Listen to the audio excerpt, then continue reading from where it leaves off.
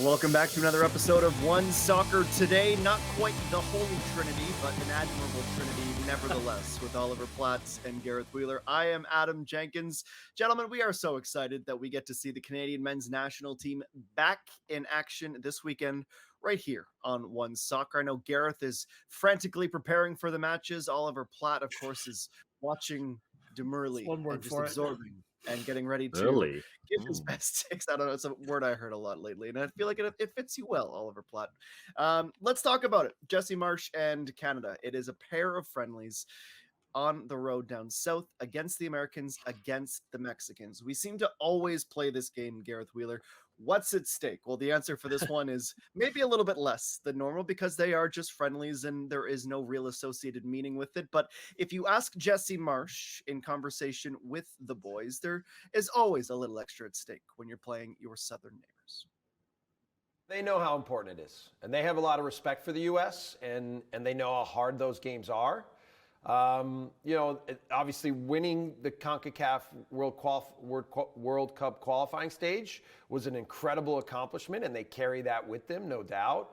But I heard a couple of them say, I'm not sure if we've won on U.S. soil yet. And so in general, I think a lot's been established where they can look at this fixture and go, this is a big fixture for us and a chance for us to make statements.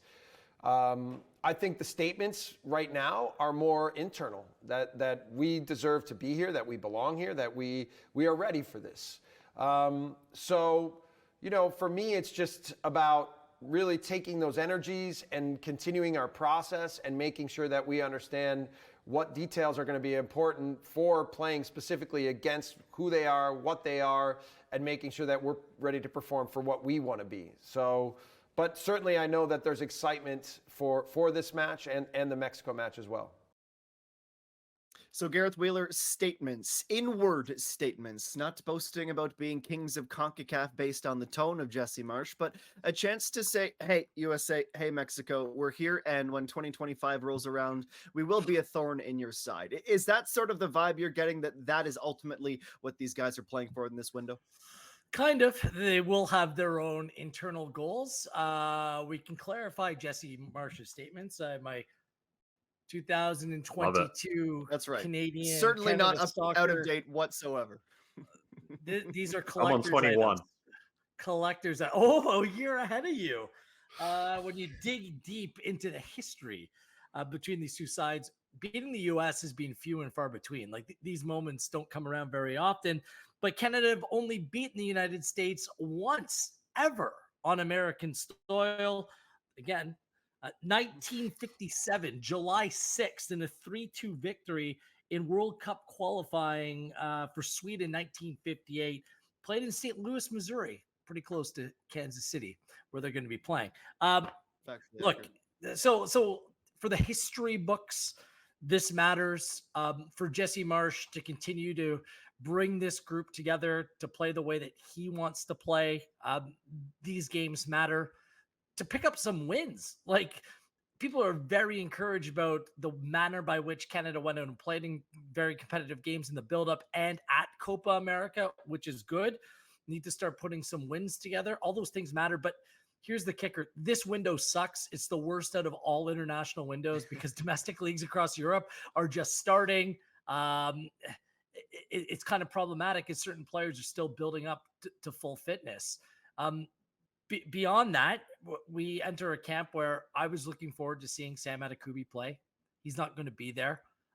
Ismail Kone, not going to be there. Tejan Buchanan, obviously still out. I think that those are three pretty important players for this team going forward.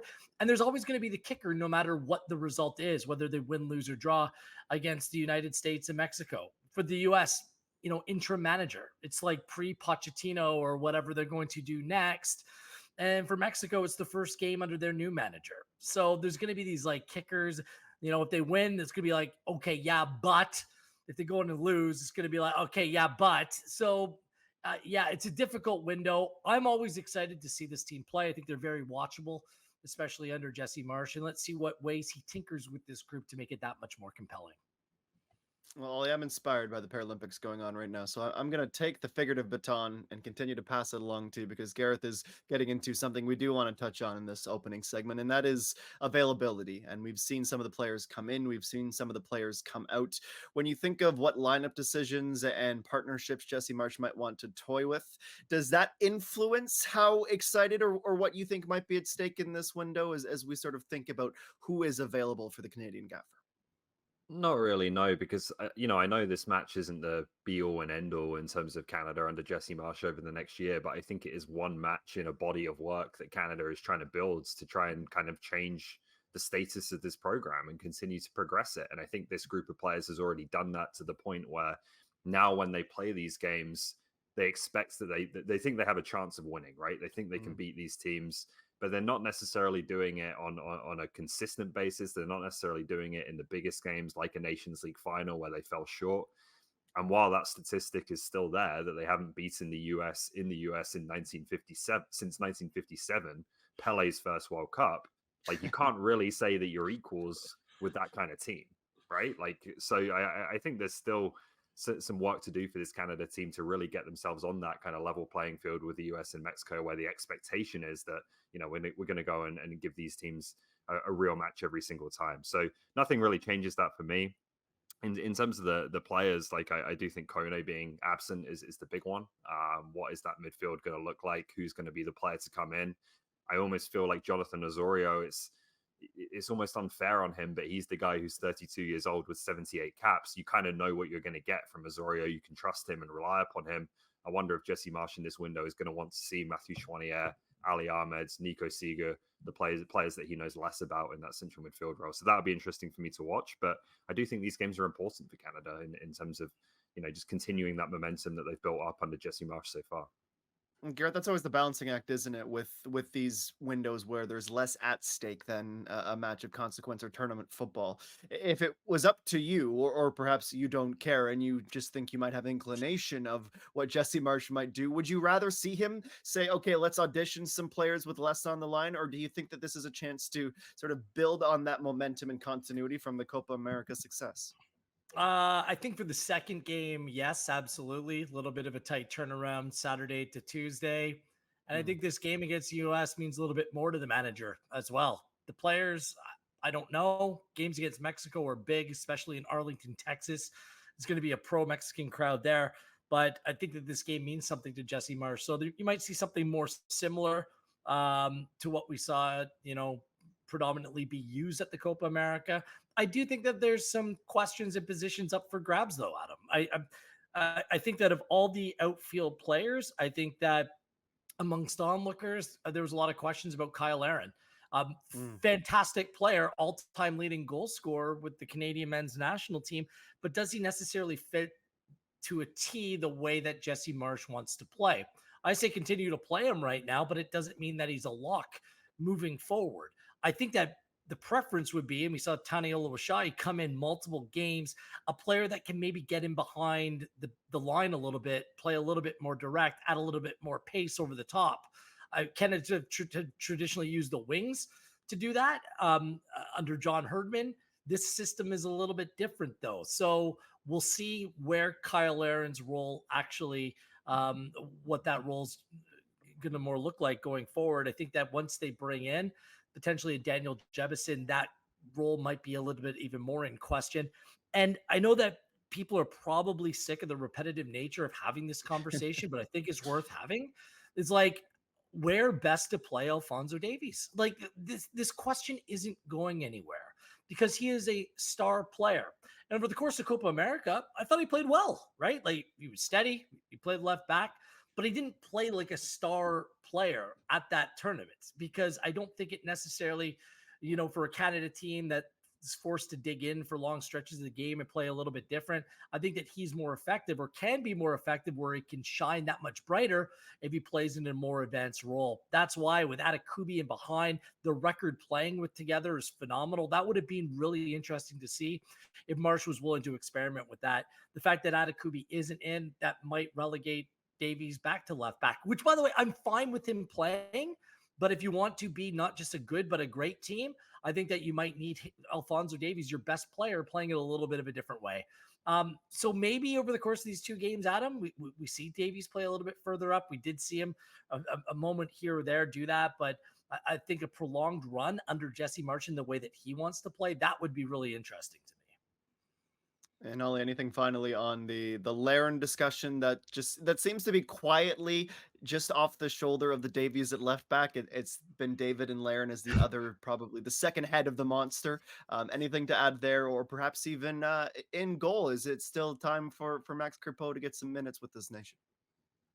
Yeah, I think Crepeau is the number one going forwards, and I'd be surprised if that changes. Laren's going to be a conversation. Like I think just looking at his goal scoring records, club and country, in the last few months or in 2024, really, like you have to say that that's becoming one where there are players pushing him now, whether it's another striker like Oluwaseyi, or whether it's even playing, more of a midfield three, and that will become more relevant, I think, when Kone is available. But yeah, it's a conversation as to whether he's a locked-in starter, I think, at this point.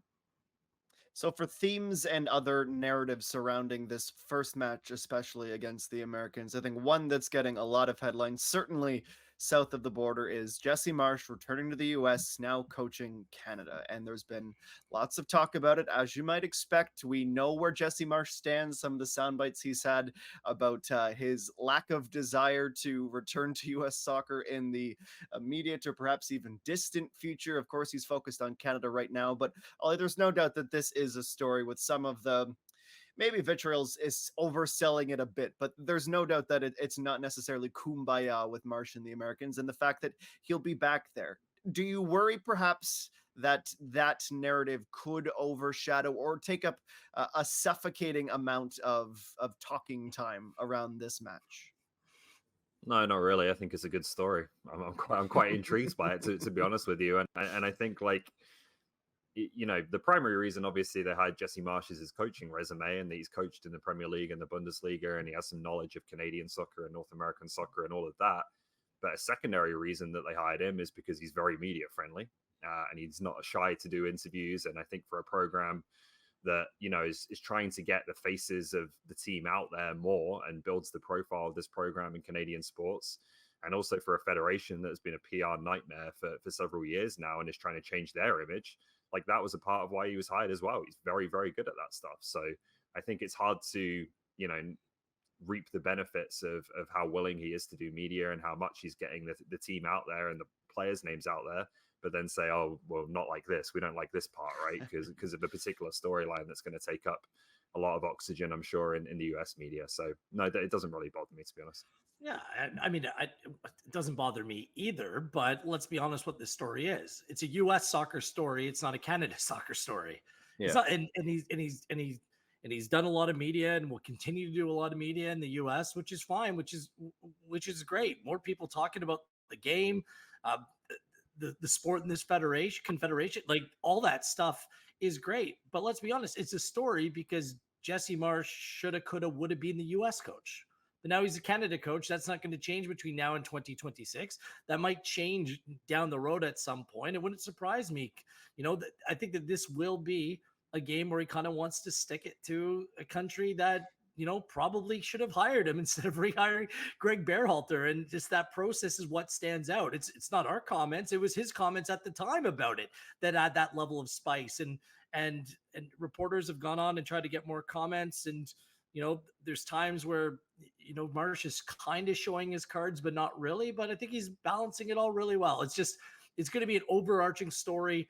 If you follow American networks and outlets, it's going to be the story.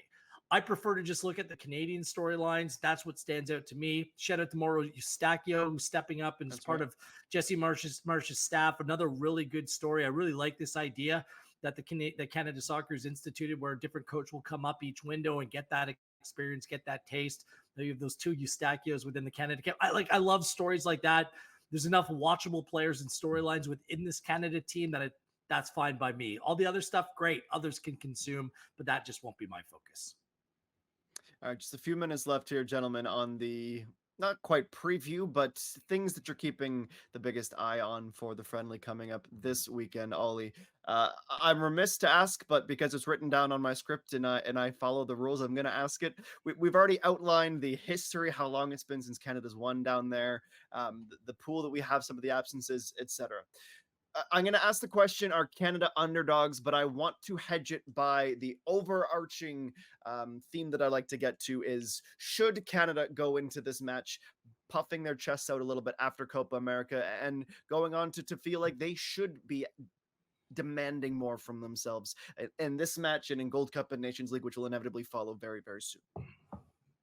Yeah, sure, but they are rightly underdogs. Like again, 1957. Like we could keep saying it. It's been a long time since they've won this game, whether it's been competitive or been a friendly. So until that changes, you can't really say anything other than the US is favorites. But I think this team will have a significant amount of motivation and drive and also belief that next year should bring a trophy to this program. We don't know what the Gold Cup is going to look like. That could be very difficult if there's top quality invited teams from other confederations. But Nations League in March, I think they'll look at the lineup of potential teams and believe they can win that trophy. It's fine if the players don't believe that they're underdogs. I like a little bit of an underdog mentality, to be honest with you. Let's be honest who they're playing against. The United States is a country of what, like 340 million people with an incredible wealth of resources in cities and states and corporations that invest in sporting infrastructure. There are high school stadiums where they play football on Friday nights that we would love to have anything like that for soccer in this country, let alone football. It's just like, we are an exceptional underdog when it comes to taking on the United States. Same thing with Mexico, a country with a history of success in the game. And it's a country where their number one sport, number 2, 3, 4, it's all soccer, it's all football, right? So there's nothing wrong with that. And going into these games, despite an interim manager and a new manager, Canada should still be considered underdogs heading into this game. And again, I'm fine with that. They're a competitive underdog. It's not that gap that was there before. It simply doesn't exist based on the excellence of these players on the field and what they've come together and become. But it's despite the odds, right? It's they're bucking a trend here, and long may that continue. Let's keep on moving this in the right direction. Saturday at Children's Mercy Park. It's a crazy Saturday with some pretty big CPL matches around it as well. You're going to want to keep it locked to One Soccer all afternoon and into the evening long. We certainly cannot wait to see what the Canadians can do up against the Stars and Stripes. Time now to get to today's Visa Women's Football Report.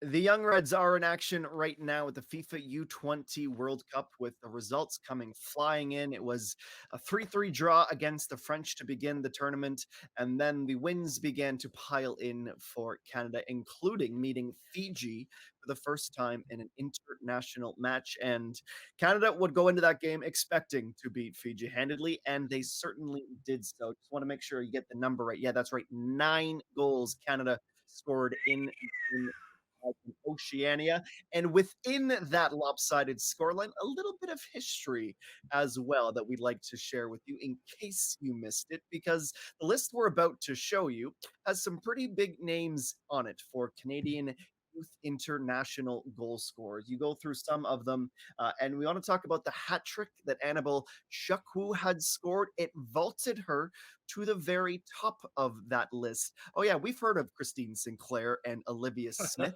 Jordan Heidema. Very, very impressive for Annabelle, who is certainly carrying the Young Reds right now and getting a lot of contributions from teammates as well. I'm not going to make the mistake, Oliver Platt, of saying, is she the next Christine Sinclair, or does the future of the program hinge on her back? But I will ask this instead. How important is it for the likes of Annabelle and Olivia Smith to really come into this senior national team soon and make a positive impact? Yeah, I mean, the impressive thing about this boards is, obviously all-time international youth goals goes up to the U20 level, which is what Chukwu and Smith are playing at right now. She's only 17. That's right. Like she's got a few more years of eligibility at this level. So looks like a really promising player. 9-9 now for the U20s again at that young age. Playing for Notre Dame, a top school in women's soccer in the NCAA. So she looks like someone who's going to have a bright future at the professional level and hopefully can add some firepower, which is always in demand with the senior team. Gareth, how happy would we be to go into a women's international window and not worry about who's going to score? That will always be the case. Where's Alfonso Davis' best position, and will the national team score goals? You're right. You're right. It's no one's fault when it comes to the women's team, because those shoes that you need to fill, those shoes of Christine Sinclair, how do you fill them? A record-setting player that's just not an enviable position for any young player to be in, to say, hey, I'm the next one. So pump the brakes a little bit. Just see how the process plays out. But it's not an easy position to fill. No, it's not. But we are excited, nevertheless, to see the potential down with the Younghards. Congratulations to Annabelle Chukwu for becoming the all-time international youth goal-scoring leader for this program. Let's get to today's tonybet top picks.